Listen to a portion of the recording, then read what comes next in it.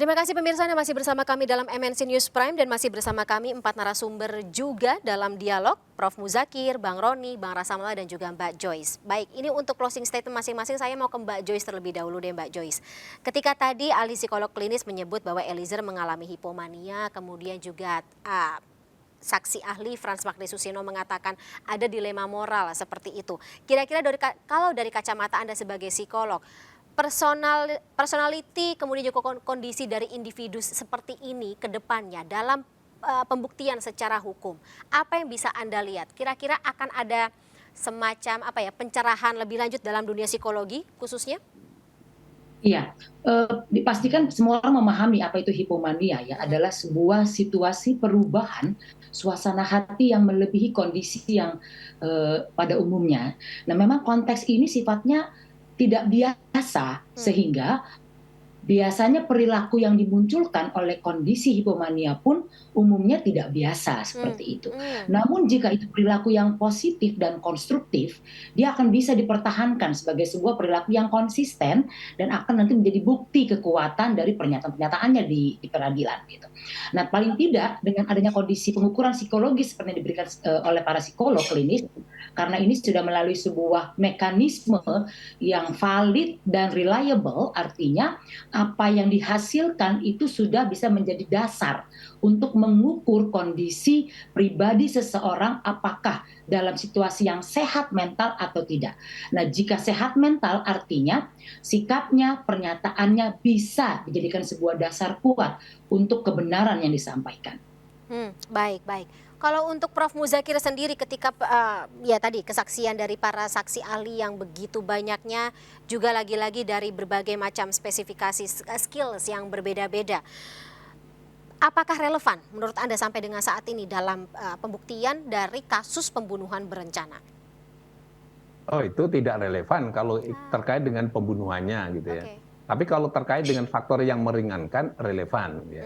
Ini harus dibedakan ya. Kalau itu terkait dengan pembunuhan berarti terkait dengan pembuktian unsur-unsur pokok dakwaan pasal yang dilakukan oleh jaksa. Misalnya dalam kasus ini adalah pembunuhan berencana. Itu nggak relevan. Tapi kalau itu terkait dengan hal yang meringankan bagi terdakwa itu relevan. Justru itulah diberi kesempatan kepada terdakwa untuk mengekspos sesuatu apapun yang kira-kira bisa membantu agar supaya hakim mempertimbangkannya sebagai faktor yang meringankan. Itu boleh, tadi sudah disampaikan oleh para penasihat hukum, itu sudah benar ya. Tapi saya ulangi lagi tadi, kalau misalnya ada argumen yang sebut saja itu yang memiliki kekuatan primer yang menyatakan bahwa saya diperintah, itu saya melaksanakan perintah. Karena melaksanakan perintah berdasarkan pasal 51 maka dia tidak dapat dipidana. Boleh aja, silahkan aja. Tapi nanti akan dinilai seberapa perintahnya itu seperti apa, relevan nggak kewenangannya dan seterusnya. Nah, baru kemudian adanya perintah bisa tidak dimungkiri. Tapi apakah perintah dipertimbangkan 100% sehingga bisa membebaskan atau tidak, itu pengujian pada pembuktian gitu. Baik. Jadi ya balik lagi pada kalau orang pidana selalu pembuktian. Seperti keterangan siapapun ahli di situ akan dilihat relevansinya apa gitu. Kalau tidak ada relevansinya dalam rangka untuk menguji kekuatan keterangan itu, ya boleh aja dipertimbangkan di situ. Jadi semuanya bisa membantu itu, tapi saya ulangi lagi, tidak dalam konteks unsur-unsur pokok tindak pidananya. Demikian. Baik.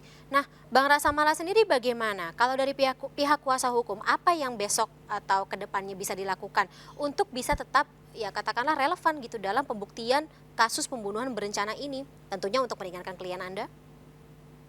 Ya, menurut saya ya, saya kira ini momentum yang tepat lah untuk peradilan kita untuk bisa berpikir lebih maju, melangkah lebih maju. Apa itu? Ya, dengan membuka diri pada pendekatan-pendekatan yang sifatnya lebih interdisipliner gitu. Jadi tidak hanya dalam kacamata hukum yang sifatnya normatif, tetapi juga bagaimana memanfaatkan pengetahuan, keilmuan pada bidang-bidang ilmu yang lain untuk mencari kebenaran material dalam persidangan ini. Ada ahli psikolog, yang lalu kami juga mendorong misalnya ahli digital forensik untuk bisa diberi kesempatan menyajikan bagaimana dia melakukan forensik terhadap video sehingga bisa membuktikan peristiwa tersebut apakah menggunakan sarung tangan atau tidak melalui keahliannya. Jadi memang sudah waktunya, dan sebenarnya kalau di negara lain ini sudah lama digunakan, tetapi di peradilan kita ini jadi momentum sebenarnya untuk kita sama-sama mendorong pendekatan-pendekatan yang sifatnya lebih ilmiah, lebih akademik untuk membantu membuktikan kebenaran material dalam persidangan pidana ini. Tentu harapan terakhirnya ada pada hakim ya, dari semua bantuan tersebut, tentu biarlah nanti hakim menilai secara objektif, nanti dia menilai keadilannya, dia melihat semua fakta, dan kemudian menyajikan dalam pertimbangan dan amar putusannya nanti yang harusnya adil bukan hanya buat korban tetapi juga terdakwa dan tentu saja masyarakat. Itu bagian yang paling penting. Jangan sampai juga ada orang yang tidak bersalah kemudian dijatuhkan bersalah. Sebaliknya orang yang bersalah tentu harus dipertanggungjawabkan secara pidana. Itu saja sebenarnya dalam konteks persidangan ini ke depan yang diharapkan oleh saya dan saya pikir juga oleh semua kita, kan arahnya ke sana saya pikir ya. Baik, keadilan yang sama di mata hukum seperti itu Bang Rasamala. Kalau Bang Roni? Ya, kalau kita fokusnya terkait dengan nanti pembelaan kami ya. Ini yang kita sedang susun sekarang, bahwa dibuka dengan filsafat moral yang menjelaskan terkait dengan relasi kuasa, kemudian perintah-perintah yang salah, kemudian atasan bawahan, dari sisi filsafatnya. Tadi sudah disampaikan oleh Prof. Magni Suseno, kemudian juga pun dijelaskan oleh ahli psikolog klinis juga terkait dengan posisi klien saya yang diinterview dari keluarganya dari kecil seperti apa. Ini untuk menunjukkan terhadap patuh dan taat posisinya dia, karena juga sudah terungkap di persidangan sebelumnya dari ahli psikolog bahwa kepatuhan Richard Eliezer ini tinggi ya. Ini sudah juga pun tadi sudah didetailkan, dan laporan tersebut kami dari ahli juga sudah menyerahkan kepada majelis hakim dan jaksa penuntut umum. Kemudian juga pun ditutup dengan psikolog forensik yang terkait tadi ya, terkait mikro, makro, dan meso ya, itu saling berkaitan bahwa tidak bisa terlepas satu sama yang lainnya.